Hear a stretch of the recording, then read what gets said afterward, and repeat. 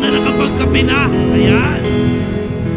Maraming salamat po sa ating worship team. Praise the Lord. You know, ang aga na po nila lagi at lagi na pong kompleto. Ako na po ang na-late ngayon. Sorry po. Alright. By the way po, I'm Pastor Mark. I'm one of the pastors po dito sa ating JTG Church Global Manila. Tayo po ay pinagpaalam muli sa umagang ito. Sino po ang excited sa umagang itong siya ay may marireceive na pagpapala mula sa Diyos? Amen. Nararamdaman nyo na po ba yung simoy ng hangin? Diba? Kasi nga naman po, may kasabihan that, you know, ngayong season, Christmas is really coming. Ewan ko lang, pero napansin nyo ba parang sa iba wala nang sense? Wala nang dating no? Pero hindi, kailangan ma-realize muli natin na ang Kapaskuhan kasi ay hindi sa bonus na tinatanggap natin. Wala rin sa kinalaman sa big regalong ating tatanggapin. Kaya minsan nawawalan ka ng gana sa Christmas kasi iniisip mo, gastos na naman. Iniisip mo, baka wala na naman magregalo sa akin. Baka this Christmas, cold na naman siya. O kaya baka ang team song mo, sana ngayong Pasko ay maalala mo. Kaya lang nakalimutan ka na niya. Kasi pag doon ka humugot ng kadahilanan ng Christmas, minsan, kaya hindi mo nararamdaman ng Christmas. And that's what we're gonna talk about this morning, na ma-realign yung ating isipan na ang Christmas ay hindi doon sa mga dami ng regalo na ating makukuha o mabibili. Kasi totoo lang naman po, di ba? Christmas rush na. Meron ba dito nakipagsiksikan ka na sa Divisoria para maisip mo yung ireregalo mo kay Pastor Mark? I-cash nyo na lang. Hindi, joke lang po. Di ba, totoo naman. O kaya, yung iba naman sa atin, dahil tinatamad na at wala nang time pumunta ng mall, nag-aabang ka na lang sa Shopee, katulad na nakaraan. Noong Friday ba yon, nag-12-12. O meron na po ba naka-order dyan? Kung hindi man, sa Lazada. O yung bago daw ngayon, yung Temu. Yung unang order mo daw, libre. May nabiktima ba nito nun? Sabi, free Ba't pagdating sinisingil akong 400? Diba? Nabiktima rin po kasi ako last year.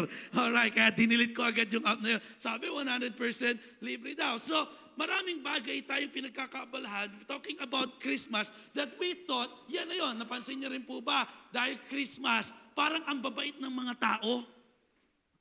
No? Kala ka kanina, kinukwento ni Mela, nahuli siya ng MPTPB dito sa Maynila sa violation. Tawa pa siya ng tawa. Kasi nga naman siguro, Christmas, kuya, magkano bang lagay gusto mo? Pang 500 para may pang Noche Buena ka. Pero 300 lang daw yung naibigay niya naisip niya, kaya pa kaya yun? Alright, kasi nga naman, we thought, di ba, pagdating sa Christmas, ang bait-bait ng mga tao. Napansin niyo po ba yun? O talagang salbahe kayo? Wala kayong pinipili. Di ba, I mean, sa daan, kahit anong traffic, kalmado ka lang. Kinat ka, parang binusinahan ka ng malakas, parang kalmado lang. Iniinis ka ng ka-office mate mo, inaasar ka, chinichismis ka. Okay lang, Christmas. Kailangan masaya lang tayo. Pero alam niyo po, isa talaga sa nagpaparamdam sa atin ng Christmas is coming, yung grabing traffic sa buong Metro Manila. Lagi ko nga po nasabi, last week nasabi ko na to, yung skyway natin nagiging skyweight.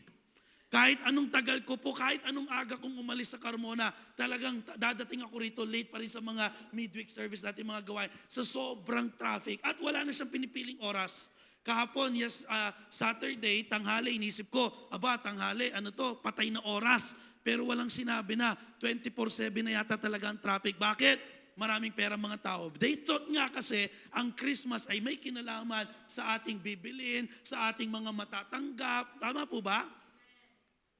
Ayaw niyo magsalita. So, umanda kayo sa akin mamaya. Iikot ako Okay? At may bagong album na nilabas yung aking lolo na si Jose Marichan. Alam niyo naman yung kanta niya, di ba? Nag-collab pala sila ni Maria Carey. Kaya ang kanta niya, All I want for Christmas is Christmas in our hearts. Pambihira! Para ako si niya si Ate Glo. Sino ba yung nagmi-mix? Si Ate Guy, di ba? Kinolab na nila. Because sometimes, totoo lang, tayo man ding lahat. Di ba? Nag-expect din tayo ng something na marireceive natin this Christmas. Tama? Kaya nga nagkakaroon niya ng thoughtfulness and excitement kapag ka po ikaw ay nakatanggap ng regalo. Ano kayang laman nito? Meron pa ba kayong ganyan? Ulitin ko sa akin, kahit ampaw lang, okay na.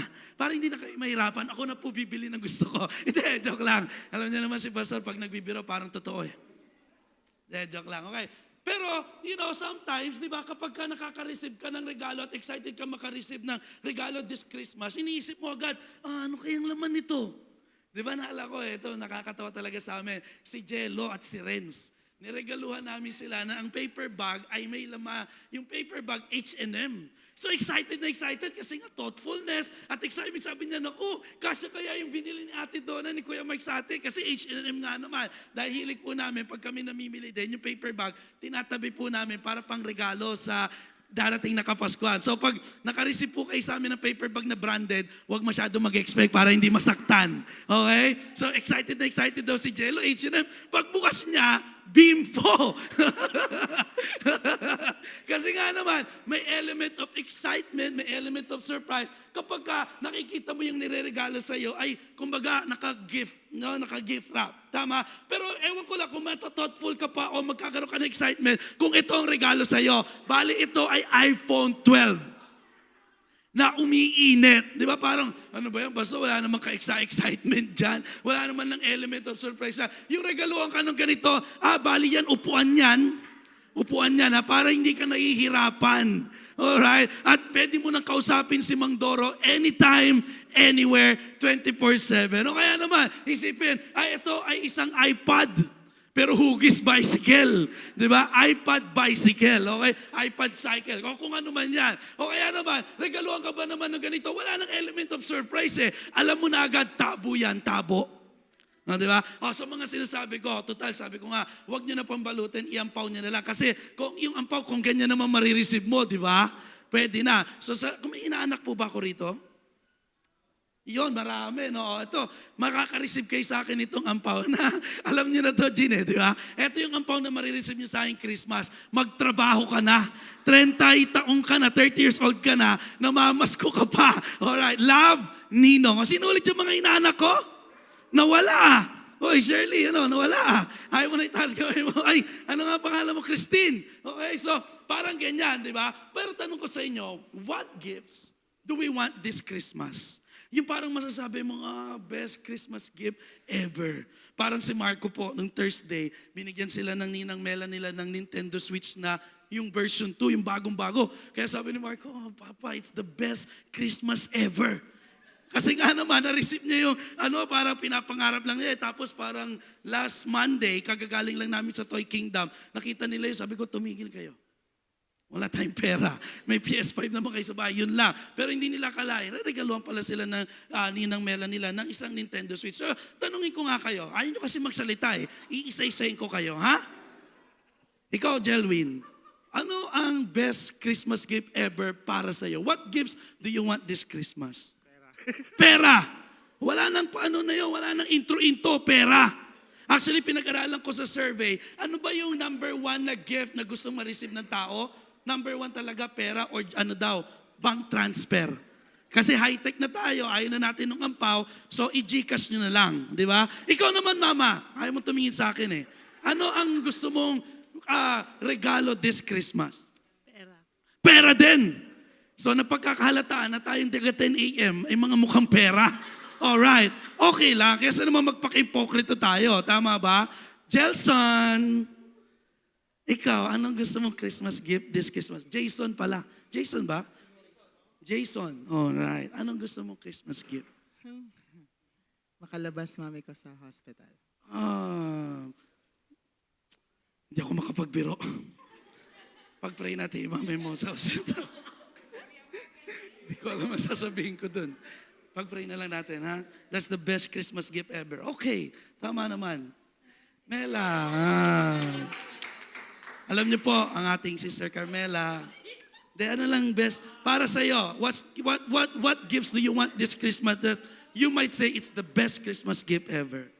Siyempre yung kasama kayong lahat. Bukod sa amin, meron ka ba bang ibang gustong kasama? Alright. Di ba, minsan, totoo lang, iba naman talaga sa atin. Gusto natin, best Christmas gift was love life. Para hindi ka na umugot na yung buti pa yung tanghali, tapat. Di ba? Buti pa yung lapida, may date. Ay, mga muhugot sa buhay, di ba? Katulad sabi ko nga kanya, buti pa yung tanghali, tapat. O kaya, kagagaling ko lang ng Paranaque, buti pa yung Paranaque, may BF. Yung iba hindi alam, hindi makagets, okay lang, pension mo. Ton! Ayan na. Anong gift gusto mo this Christmas? Naririnig ni Jesus eh. 'Di ba? Ibibigay naman ni Lord yan. Sabi ng Bible, kung ano naririnig ni Jesus sa sasabihin natin, siyang ibibigay sa atin o siyang gagawin sa atin. Pero ibang context naman yon. Pero, Ton, baka love life din ba, Ton? Okay lang, sige. Pera. Pera din. Pambira, mukha talaga tayong pera. Kasi this morning, we're gonna talk about the greatest gift na pwede nating ma-receive bilang mga tao. Palakpakan naman natin ang ating Panginoon. Now, what kind of greatest gift kaya na masasabi natin is the best Christmas gift ever? Kotse? Praise God, yes. Di ba? Bahay at lupa? Amen. Ayaw nyo? Wala talaga eh.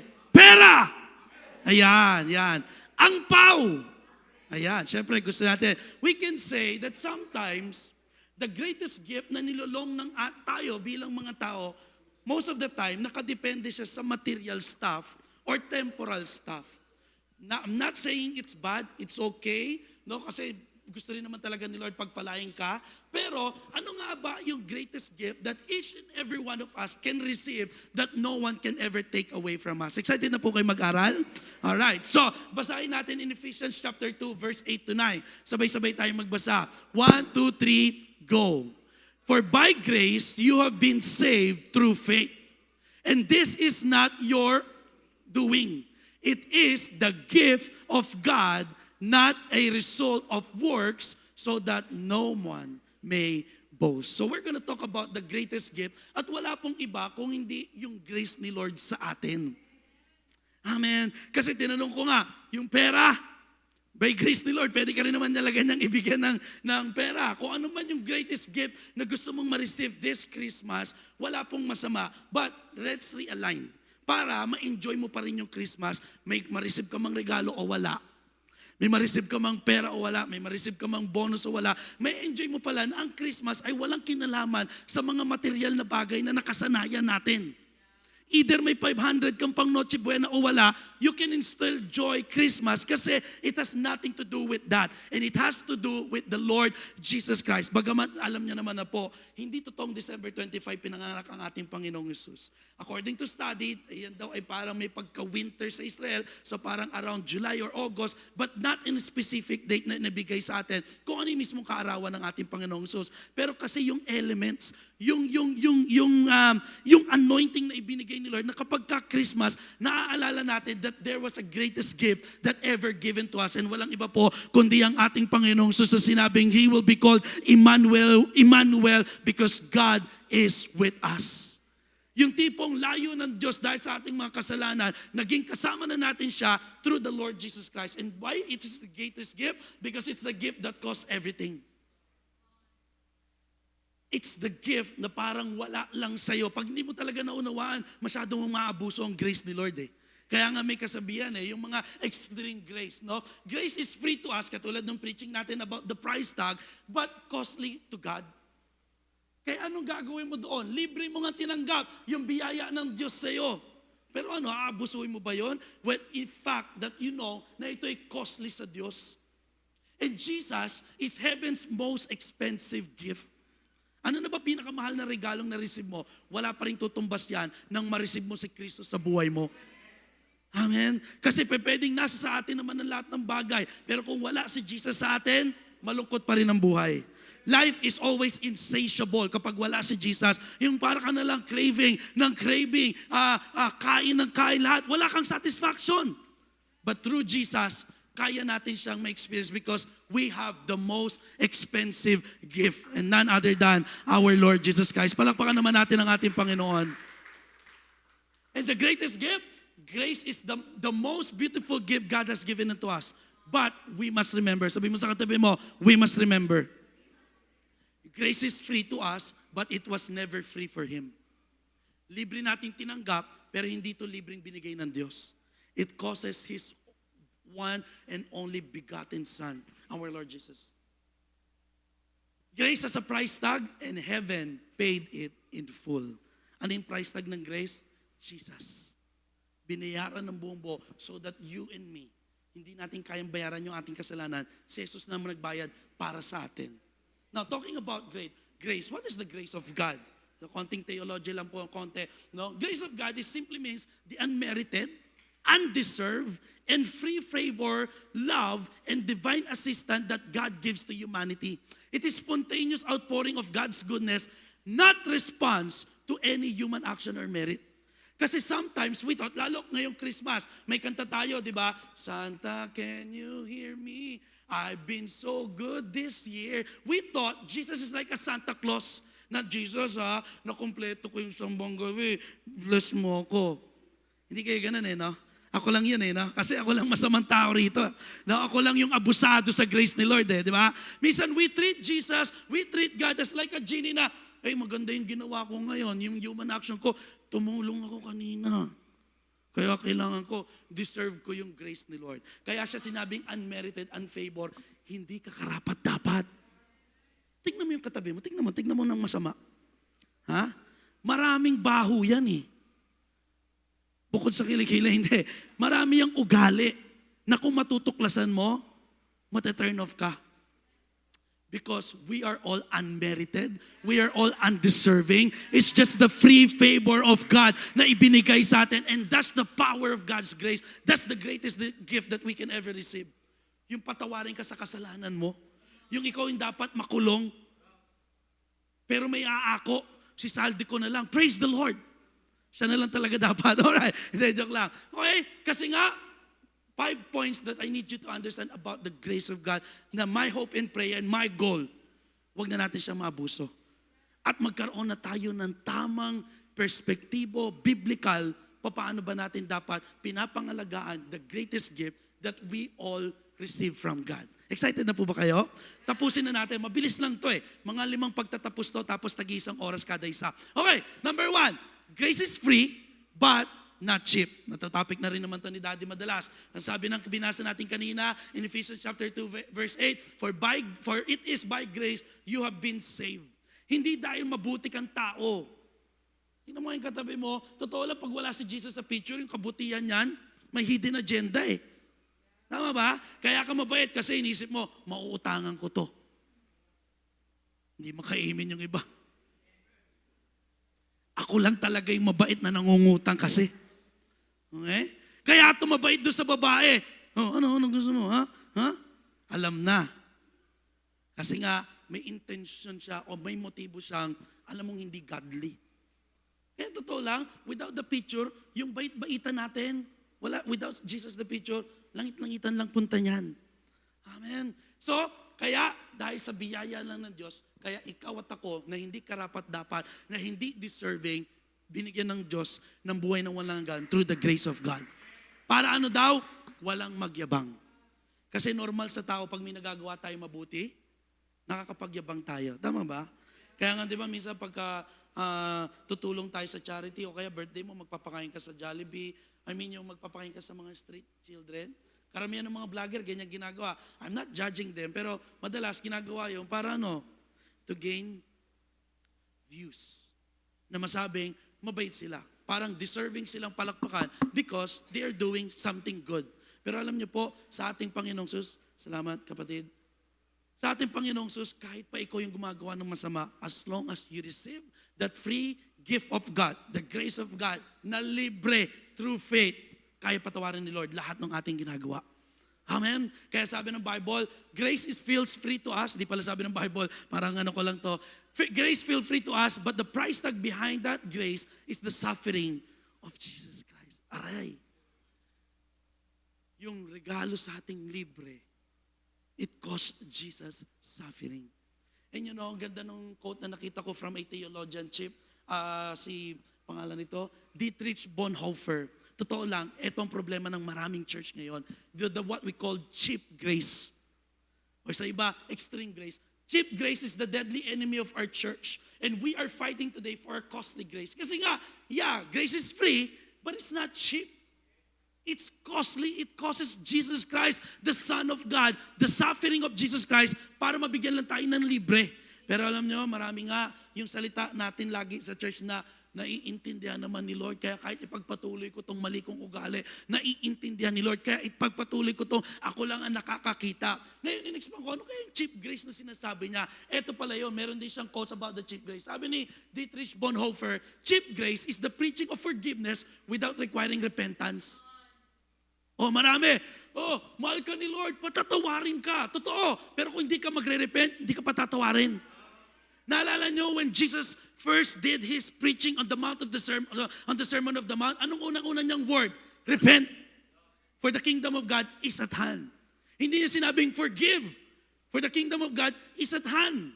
Yan ang maraming problema ng maraming Kristiyano. Gusto ng forgiveness, pero walang repentance.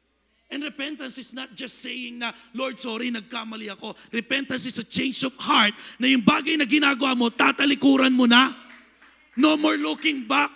Na tipong pagka na bad trip ka at gusto mo namang umatake na naman yung pride mo. Balik? No. Kasi yun ang totoong repentance. Yeah, patatawarin ka ni Lord sa ginawa mo. Pero kung paulit-ulit ka, kapatid, I think you're getting it wrong. What's the real meaning of grace in our lives? Ano pa yung mga cheap grace? Preaching, baptism without church discipline. Gusto lang natin na water baptize, nilubog ka. I'm free. Pero wala kang disiplina. In fact, I think na-preach ko a couple of weeks ago, last month, or noong October, na ang problema ng maraming Kristiyano ngayon, walang disiplina. Na hindi makapagbasa ng Bible, hindi makapag-worship, magaling lang pag nasa church. Pero pag nasa kanila ng buhay, wala kang makikita pagiging Kristiyano. Yung tipong pag tinignan mo yung mga katrabaho niyang worldly at Christian, wala kang makikita pagkakaiba. Bakit? Walang disiplina. Ang nasa isip kasi, okay na ako, nabaptize na ako, pupunta na ako ng langit. Kung yun lang, karamihan sa inyo ulit, uulitin ko lang. Karamihan sa inyo, ako naging assistant ni Daddy nung binaptize kayo. Kung alam ko lang hindi ka magdidisiplina, hindi na kita inahon. Buhay pa, Dad. May lumalabas pang buhok. Buhok tuloy. Ang tawag dyan, bula sa ilong. Huwag mo munang iangat. Pero hindi. Totoo lang, yan ang problema ng maraming Kristiyano ngayon. At maging ng church din natin. Sama na natin, church natin. Hindi lang yung mga taga-ibang church. Ano pa? Communion without confession. Gusto lang natin, fellowship. Pero hindi natin kino-confess kung ano yung pagkukulang natin. Sabi pa naman ni James, confess your sin to one another so that you may be healed. Could it be possible, struggle ka or stronghold ka sa isang bagay na yan? I don't know, pornography, pagiging malikot ng kamay, yung wrong relationship, kasi hindi mo kino-confess. How can you be healed? Sabi ni James, in James 5:16 I think, sabi niya, the prayer of a righteous is powerful and effective. Pero powerful and effective to those who will confess their sin. Naalala ko kagabi, may kina-counsel si Dad. Sabi niya, na isang pastor, sabi niya, Nak, you have to look also, baka merong spiritual sin or stronghold na kailangan ma-identify mo sa church para magkaroon ng breakthrough. Actually, na-topic din ni Dad yan last Sunday, nung 4 p.m. Ano kaya yung stronghold? Yung sin na akala mo wala lang, pero paulit-ulit mo nagagawa. Kaya hanggang ngayon, hindi ka pa makapasok sa breakthrough na inilaan sa'yo ni Lord. Ikaw at ang Diyos. Tingnan mo yung katabi mo, sabi mo sa Kanya, aminin mo na kay Lord. Ayan. Okay? Cheap grace is grace without discipleship. Ayan, nandito tayo sa church, grace ni Lord, pero ayaw mo magpa-disciple. Ayaw mo magpa-J-group. Yan, malamang. Yan nangyari. Hindi natin naunawaan yung totoong grace ni Lord. Ano pa? Grace without the cross. Walang suffering. Gusto mo lang hayahay. Pagka mayroon ng suffering sa church, ayawan na. O hindi kayo yun. Taga-ibang church yun. Masama na tingin nyo sa akin eh. Huwag kayong mag-alala. Hindi kayo yung topic ko ngayong umaga. Tingnan mo yung katabi mo. Sabi mo, ikaw yun. Alright. Okay. Grace. Cheap grace. Ano pa? Grace without Jesus Christ. Naalala ko, may isang bishop doon na nagsabi kay Dad, you know what, Bishop Glenn, napalaki namin ang church in 6 months without Jesus. What? Naging ano na siguro, I don't know, networking? I don't know kung anong ginagawa nila. But you know, kailangan maunawaan natin na ang pinakasentro pa rin ng grace at kung sino man ang nagbayad, walang iba kundi ang ating Panginoong Jesus. Kaya, let's get out of that cheap grace. Because grace is free, but it is costly. Kaya mga kapatid, huwag naman nating abusuhin. Amen. Grace is free but it's not cheap. It's cost Jesus everything. Ano yung nag-cost kay Jesus? Ano yung mga humadlang, mga naranasan niya? The cross itself. Yung the most shameful way of being crucified, yung nangyari kay Jesus. Kasi back then po, sa mga Romano, para may pakitang sila ay tama, no? At yung ibang mga pinako nila, ang pinaka parang shameful way of nila, parang death sentence, ipako ka sa krus. In fact, nalam ko may nabasa ko niyan parang may time na almost 3 miles ibinalandra doon lahat nakakross yung mga taong kumalaban sa Roman that time. It's way of saying Rome is right at kayo mali. Pero grabing in-embrace ni Lord yung excruciating pain na dinala niya doon sa cross na yun. Bakit? Ikaw ba naman, nasa cross na, labas ng dugo mo, meron pang crown of thorns, yung koronang tinik. Sumunod, papakuin ka pa nung tawag dyan, the nails, yung papako na, sobrang sakit. Ano pa? Pinakamasakit, it's separation from the Father. Naalala niyo, before Jesus was betrayed, ang sabi niya, Lord, kung posible lang, take this cup away from me. But nevertheless, let your will be done and not mine. Siguro kung ako yon, Lord, kung pwede lang, si Herwin na lang Kaya lang, buti hindi na ako si Jesus. Diyan lang bro. Love you bro. Okay. Ayaw kasi, masyado kayong dyan ha? Sino ba man di ko natatawag dito? Yan. Lord, kung pwede lang, si Simon na lang sana. Pinako mo, kaso hindi. Alam na ng Diyos yan. Ikaw at ako, nasa isip na ni Kristo bago pa mangyari. Kaya sabi niya, but nevertheless, I will take that cup, your will be done, and not mine. Amen? Ano pa? The wrath of God that's poured out on Jesus. Yun na yun Tiniis niya yung galit, yung nagpupus, nagalit ng Diyos sa kasalanan natin. So that's number 2. Number 3, grace cost Jesus his life.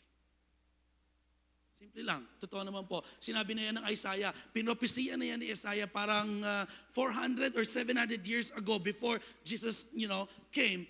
Sinabi na ni Isaiah, ito yung mangyayari sa ating Messiah na tagapagligtas. And it shows the receipt of our grace. Ano yun? He was pierced for our transgression. Siya'y naparusahan dahil sa ating mga kasalanan. Crushed for our iniquities. Nadurog, sobrang ginawa sa ating Panginoong Jesus. Ano pa? The punishment that brought us peace was upon Him. Yung tiniis niya yung punishment na tayo dapat yung lahat para magkaroon tayo ng kapayapaan sa Ama. Kasi tayo yung mga makasalanan. Tayo yung deserving doon. In fact, hindi ka nga lang binigyan ni Lord ng regalo ng grace ng kaligtasan. Tingnan niyo isa sa mga the best. By His wounds, we are healed. That's why we can claim to your mother that this Christmas, pagagalingin ng Diyos ang iyong mommy. Because why? Jesus said, by His wounds, we are healed. And that's the free gift and the greatest gift na kaya nating ma-receive. Pero mga kapatid, nakikiusap ako, huwag naman po nating abusuin ang biyaya ni Lord. Amen. Because not only grace cost Jesus his life, it also cost God, our Father, grace cost God that what's most precious to Him. Beloved Son, His only begotten Son. Walang iba kundi ating Panginoong Jesus. I don't think kaya kong gawin yun. For example, si Mavi, iaalay ko para sa kasalanan ninyong lahat. Yung kapitbahay na lang namin sigurong reklamador. Wag lang yung anak ko. Di ba? Pero di ba? Hindi mo kayang ibigay Pero ganun na lamang tayo minahal ng Diyos. John 3:16, you already know that. Palakpakan naman natin ang ating Panginoong Jesus. Romans 5:8, that while we were still sinners, we all know Christ died for us. In fact, kung nasa kasalanan ka pa ngayon, alam na ni Lord, namatay na siya para sa iyo. All you have to do is to receive that greatest gift na libreng ibinibigay sa atin ng ating Panginoon. Amen? Kasi totoo lang, we were not good.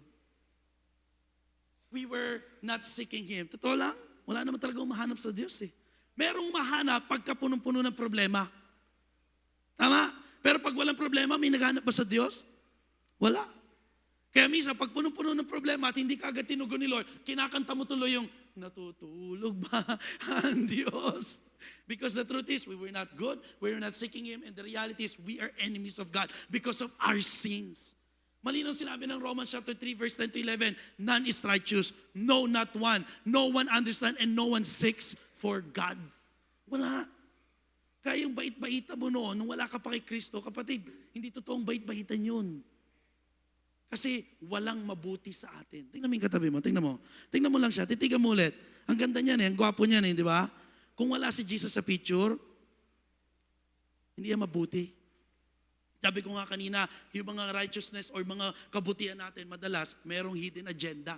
May personal motive tayo, bakit tayo nagbabait-baitan. But you know what? Regardless if we were not good, regardless if we were not seeking Him, and regardless if we are the enemies of God, kung hindi man tayo righteous, wala nakakaunawa sa Diyos, sinabi na rin ng Romans 5:8, while we were still sinners, Christ died for us.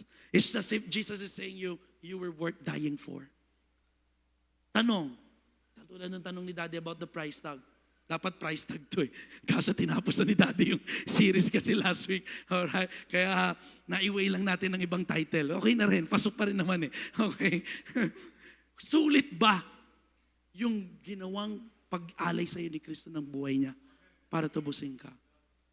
Gawin naman natin worth it. Kasi kung si Jesus, when He was on the cross, He was thinking of you and me, telling, kaya ko naman to, 3 days lang. Kesa eternally hindi ko makasama yung mga anak ko na yan. Kaya tiniis niya lahat na yun. Because again, tingnan mo yung katabi mo. Sabi mo sa kanya, you were worth dying for. Sabi ni Jesus. Right? And grace actually proves your value. Because the price paid determines the worth of the object. At ano yung pinambayad sa'yo? Si Kristo. That's the grace of God. It actually proves your worth and value. Kaya, kapatid, wag ka agad ma-discourage kung yung iba pinagpapala, tapos ikaw parang akala mo, ganyan-ganyan lang ang buhay mo. Hindi kasi yun ang value mo. Simple lang yung value mo, anak ka ng Diyos. Kaya huwag ka maingay kung iba, ba't gano'n? Kung saan sila pumupunta. Ako, luneta lang, di ko pa mapuntahan. Ano ngayon? Hindi naman doon nasukatan. Hindi yun ang may kinalaman ng Christmas. Kung bigyan ka man ng chocolate o hindi ni Mela. Namimigay po yan ng chocolate, marami. Okay? Hindi ito nakabase ang Christmas. Because it's not your value. Kung wala pang love life, it's not your value, it's not your identity. Huwag ka nagpapaniwala doon sa mga classmate mo, 18 ka na, wala ka pang jowa, takas-takas na lang kayo sa church. Mga kabataan talaga ngayon Ang kukulit! Sabi mo sa katabi mo kung kabataan niya, huwag kang mukulit. Ha? You know, ano ang nagkos sa ating Panginoon, sa Diyos, heaven gave, hindi gold, hindi angels ang naging susi sa iyo para tayo magkaroon ng free gift of grace. Hindi ang gold, hindi ang angels, hindi words, hindi mga promises ng Diyos. Walang iba, heaven paid Jesus the highest price of all na walang kaya makapagbili, pero ibinigay ng libre para sa atin. Amen. It causes God precious. Kaya, please lang, ito na yun And that grace actually should change the way we live. Na-receive na natin, wow, salamat Lord, sa kabila ng aking mga kalungkuhan, sa kabila ng aking mga kasalanan, niyakap mo pa rin ako sa karumihan ko, sukdulang biyaya, katulad ng inawit natin. Pero ano nga yung response natin? Kaya siya, wag nawa siyang maging cheap grace lang. Na yun nga, forgiveness without repentance, baptism without, confession, communion without confession. Kung ano pa man yung cheap grace, wag nawang ganon. It should change the way we live because if grace is costly, then we cannot live casually. Ano yung casual lang? Casual Christianity, yung parang gimmick dito, church dito, praise the Lord on Sunday, erase the Lord on Monday. Yung tipong katulad niya, sabi ko, casual lang, wala. Ayaw na ayaw mong malalamang Kristiyano ka ngayon. Maraming Christmas party, magiinuman. Pare, tayo lang. Walang magpo-post, please. Makikita nung taga JTG Manila, nako, mai-issue na naman ako. Gumawa ka ng ka-issue-issue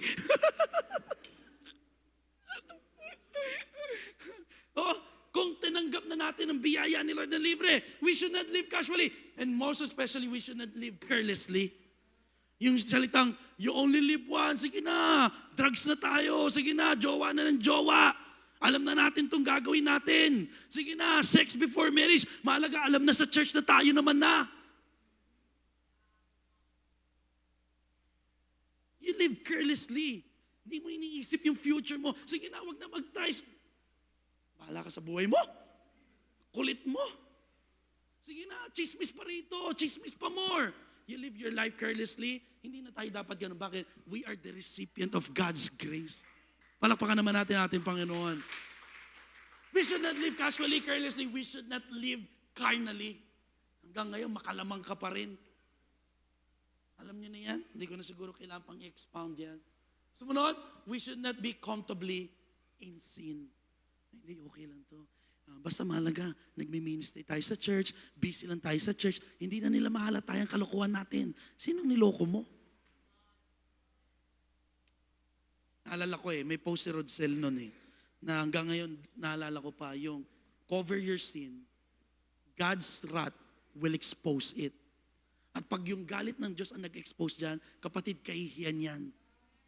Maniwala ka, marami nang pinahiya ang Diyos in-expose, wala na nga sa church Bakit? Pilit pinagtakpan. Because again, if you cover your sin, God's wrath will expose it. But if you expose your sin, God's grace will cover it. And that's the greatest gift that we can receive. So stop living comfortably in sin. Stop living carnally. Stop living carelessly.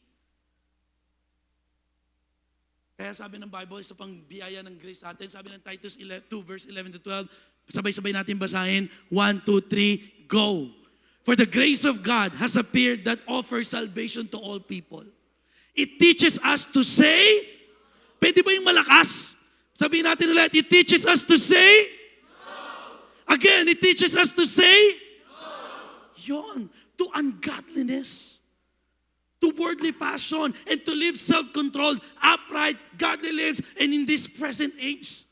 Kaya sa panahon tinutokso ka ng boyfriend mo, ng girlfriend mo, magsiping na kayo, it teaches us to say no. I'm living in the grace of God. Hindi ko abusuin yung grace ni Lord. Kaya kapag tinutokso ka mandaya na, it teaches me to say no. Kasi namumuhay ako sa biyaya ni Lord. Hindi yung namumuhay ako sa biyaya ni Lord, kaya okay na yan. Gawin na natin. Pag natutokso ka na, alam mo yun, nawawalan ka ng self-control, hindi ka na, yung worldly passion mo, yung craving mo sa lahat ng appreciation. No. I'm living in the grace of God. I'm gonna say no to ungodliness, to the worldly passion. Ano ba yung mga worldly passion? Appreciation, affirmation. Yung gusto mo lagi kang kulangot sa pader, KSP, kulang sa pansin. Gusto natin lagi yon, right? Pero dahil you live in the grace of God, may appreciation, wala kasi worldly passion, I'm gonna say no. May self-control ka na. Yung gustong-gusto mo ng manigarilyo kasi stress na stress ka na. Dahil ilang beses ka na nahuli. Naalala ko yung patotoo ni Brother Jonald. Yung minsan nagulat siya, nandun ako. Paghigop niya, sabay tapon, hindi ko alam paano niya nailabas Parang hindi yata siya nakahinga nun. Pastor, unti-unti. Basta nailabas niya, hindi ko nakitang may lumabas sa puting usok. Meron din tayong ka-J-group noon, na Christmas party natin. Namumulat, grabing hyper sumayaw. Yung pala, nakainom na sa chill top. Salamat na lang, pastor na siya ngayon. Praise God, di ba? Kasi bakit naunawaan yung grace ni Lord? Ay, eto pala yung grace ni Lord. I'm receiving it for free, but it's costly, so I'm gonna say no doon sa mga worldly passion ko, sa ungodliness ko, so I can live in self-control, upright, godly lives in this present age. In this present age na ang LGBTQ plus minus divide, algebra, geometry, kung ano man, parang common lang. Ngayon, hindi mo I'm living in the grace of God. I'm going to say no to that, worldly passion. Kasi kung ano man yung nangyayari ngayon, na lahat nag-i-scam, lahat nag-ghost project, nagpa-flood control. Ikaw, no? Because I'm living in the grace of God. And it's empowering me. Amen? Because grace does not, palapakan natin ang ating Panginoon. Because grace does not give us permission to see, it gives us power to overcome sin. Amen. Grace was meant to lead us to repentance. Because of the grace of God, you will repent. Shucks, Lord, sobrang ginawa mo sa akin. Sino ko ngayon para bumalik pa sa dati kong buhay? Amen. Ano pa? It leads us to holiness. Naalala nyo, naging topic yan ng ating daddy about yung sa series natin, the price tag of holiness. You're not just positionally holy, pero you have to be behaviorally holy. Kasi banal ka Pinili ka ng Diyos Yung parang halimbawa sa mag-asawa ito madalas Nung ako'y single pa, nagagawa ko lahat ng gusto kong gawin. Tama? Pero Pero nung ako ay positionally married na, nung kinasal na ako kay Ate Donna, kay Pastora Donna, hindi ko na kayang gawin yung mga bagay na ginagawa kong pang-single. That's why positionally, I'm married sa Diyos, we are holy, but I need to act behaviorally na isang lalaking may kasal na hindi na ako makikipag-entertain ng ibang mga opposite sex. Hindi ko pwedeng i-treat yung ibang babae the way I treat my wife. Kasi unang-una, papatay niya ako. Hindi, di ba? Ano lang naman, mabait naman yan, alright? Batangge niya yan. Alam niyo na, pag batangge niya, atapang-atao. Alright, aputol, ulo. Pero hindi, dahil I'm behaviorally holy, kailangan kong gawin yung mga bagay na pang may asawa lang. Ganon din tayo sa Diyos. Dahil ikaw ay grace ni Lord, tinanggap mo yung grace ni Lord, you live a holy life positionally and behaviorally, mahirap man. Hindi ko naman sinasabing perfect tayo, pero magkakamali, pero we still strive to live in a holiness behaviorally. Amen. Ano pa? It leads us to transformation. Totoo. Pero alam niyo, pinaka-the best na transformation, the transformation of the heart. Kasi pwedeng magbago ang pananamit mo. Dati hindi ka nagko-quote, ngayon nagko-quote ka na. Pwedeng magbago ang pananalita mo. Dati puro mura yan, ngayon, hallelujah, praise the Lord. Kamusta kapatid? Ito, hallelujah, praise the Lord. Pinagpala sa trabaho, hallelujah, praise the Lord. Ito nga, nahihirapan, hallelujah, praise the Lord. Pwede. Pero yung puso hindi nagbabago. Kaya kailangan may transformation sa puso. Because from the abundance of the heart, the mouth speaks. It leads us to surrender everything. Lord, I'm willing to surrender yung yabang ko, yung ego ko. Sa'yo na yan, Lord. Because again, I'm gonna live my life gratitudely sa'yo. Full of gratefulness, Lord. Ano man aking pinagdadaanan, I will still throw up my hands and say you, hallelujah. Yeah? Kaya mo pa rin magpasalamat. Hindi yung binigyan ka na ng biyaya ni Lord, reklamador ka pa. Niligtas mo nga ako sa kasalanan, Lord. Impyerno naman ang buhay ko dito sa lupa. Ganyan tayo tao, di ba? Binigyan ka na, reklamo ka, ito lang. Binigyan tayo. Hindi kayo ganun na. Talagang grateful pala kayo pagka binigyan kayo, no? Sarap niyo palang regaluhan. Alright? Because again, it leads to gratitude. Na every day of your life, as long as you wake up, nagpapasalamat ka na, Lord, salamat sa biyaya mo kasi binuhay mo pa ako. Maraming tao natulog, hindi na nabuhay. At ang kamatayan walang pinipili, Lord, pero salamat, I'm living a gratitude life kasi po dahil sa biyaya tabag mo. Pinagpala ka sa trabaho, katulad kagabi when I huddle my team, sabi ko sa kanila, nag-to-market tayo ng November, pero huwag niyo makakalimutan dahil yan sa biyaya ni Lord. Oo, nagtrabaho tayo ng the best, ginawa natin yung talagang na-exhaust tayo, na-pressure, na-stress, sobrang pagod yung nangyari sa atin. Pero kako, lagi niyo maalala, hindi pa rin yan dahil nagtrabaho lang tayo.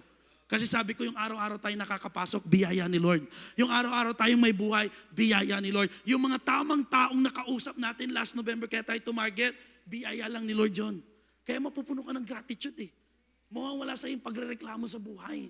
And last, I think the best ng pag-live natin sa grace ni Lord, yung ano yung nagiging dapat nababago sa atin, it leads to obedience. Na kahit minsan ang hirap ng pinagagawa sa iyo ni Lord, susunod ka pa din. Kahit minsan hindi mo nauunawaan yung pinagagawa sa iyo ni Lord. Bakit mo kailangang iwanan? Mahal na mahal mo. Pero alam mong wrong relationship. Lord, susunod ako because again, I'm recipient of your free grace. But I want it to be a costly grace, not a cheap grace na maabuso ko lang yung biyaya mo sa akin. Amen? And last but not the least, grace demands a response. Sabi mo sa katabi mo, randa ka na bang mag-response? Yeah. Kasi kung hindi, sayang yung pinag-usapan nating grace ni Lord. Kaya we all need to respond because grace paid the price of our salvation. Now, we must pay the price of, number one, surrendering our will. Hindi na ikaw may-ari ng buhay mo.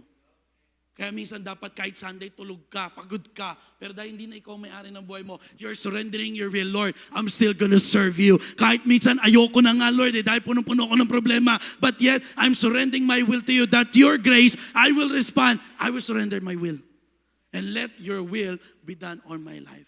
And I'm gonna deny my flesh. Yung gustong-gusto ng ano mo na magjowa, makipag-sex ng di kasal, mag-girlfriend na mag-girlfriend, chick magnet ka, uminom ng uminom, magsugal na magsugal, scatter pa more. Di ba? Nangangati yung kamay mo. Piso-piso lang, pastor. Para naman hindi, pang ano lang eh, may nakausap kasi ako niyan eh. Yung sabi niya, yung pang tanggal kate, yung nangangati yung kamay mo, paluin mo. Huwag mo ikamot doon sa scatter, lulong ka na sa sugal eh. Hindi ko alam kung sino sa inyo yun ha, basta ikaw ang kinakausap ni Lord. Okay? And then again, sabi no, we must pay the price of obeying God. Katulad lang din kanina. Ano pa? Following Jesus daily. And why we're gonna do this? Bakit ba natin kailangan bayaran yan? Not to earn grace, kasi libre nga siya binigay ni Lord, but because we honored the one who gave it. Hindi mo gagawin yung pag-surrender ng will, hindi mo gagawin lahat ng denying your flesh, pagsunod sa Diyos, following Jesus daily, para masabing deserving ka. Of course, unmerited favor nga ni Lord yung grace eh. But it's actually giving an honor to God. The Lord, grabe yung ginawa mo sa buhay ko. Ito na lang yung kaya kong maibalik. Kung hindi yung mamuhay na may kabanalan, sa'yo mamuhay according sa biyaya mo. Kaya nga sabi ng Ephesians ulit, 4:1, live a life worthy of the calling you have received. Because that's the greatest gift that we can receive. Yes, it's free, but it's costly. So we must respond to that grace. And as we end, Ephesians 2:8 again, basahin natin ng malakas. 1, 2, 3, go. For it is by grace you have been saved, through faith, and this is not from yourself. It is the gift of God. Palakpakan naman natin ang ating Panginoon. At tayo pong lahat ay tumayo. Because the greatest gift ever given, simple lamang po, it was Jesus, the gift we cannot earn. At ano yung binigay sa atin ng ating Panginoong Jesus? It is the grace, the gift that we cannot repay. There's nothing you can do para bayaran yung kasalanan mo. At ano naman ang binigay sa atin ng grace ni Jesus? It's the salvation, the gift that freely given. So Christmas has nothing to do with the temporal stuff, material stuff, with the Noche Buena. So you can still enjoy Christmas because you were able to receive the greatest gift. At walang iba kundi yung biyaya ng ating Panginoon sa ating buhay. Palakpakan naman natin muli ang Diyos. Hallelujah. Kaya hindi na mahirap umawit, hindi mahirap sambahin ng Diyos dahil sa grabing biyaya niyang ipinagkaloob sa atin. Pero muli mga kapatid ko, parang abag, huwag po nating abusuin ng biyaya ni Lord. Grace needs a response. At walang iba, yung mag-response tayo ng tama. Obeying God, surrendering our will. It leads us to repentance. It leads us to transformation. It leads us to holiness because libre nga siya. And we rebuke every cheap grace na maaring nandito sa church natin. Na puro na lang tayo grace, nabaliwan na natin yung truth about God. Remember, Jesus came full of grace, but He is also full of truth. Katulad ng ginawa niya doon sa isang babaeng haliparo, na sabi niya, sige, yung walang kasalanan unang bumato. Pero wala, unti-unti nag-alisan. Sabi ni Jesus, nasaan ang yung mga tagausga? Pero sabi ni Lord, neither I will condemn you. That's the grace, but here's the truth. But go and sin no more. Hindi kayo kukondemn ni Lord sa mga pagkakasalanan mong ginagawa ngayon, kahit patago. Pero reminder ulit sa amin ng katotohanan ng Diyos, sin no more. Amen? Kaya po, awitan natin muli ang ating Panginoon. But before that, can you just simply bow down your heads and close your eyes? Can we have an attitude of gratitude right now sa ating Panginoon? Pasalamatan natin siya for what He did for each and every one of us. Sa kabila na may tinatago ka pa, sa kabila ng meron kang baho na ayaw mo ma-expose, can you just simply repent it right now and let God's grace cover it? Because pag patuloy mo yung pinagtakpan, God's wrath will expose it. So I'm giving you a chance as you talk to the Lord, as you bow down your head and you close your eyes. Talk to the Lord this morning. Repent anything that you need to repent. Confess everything that you need to confess because God's grace is here. His presence is here and He's ready to forgive us. He's ready to hug us. He's ready to give us the greatest gift that we can ever have. And that is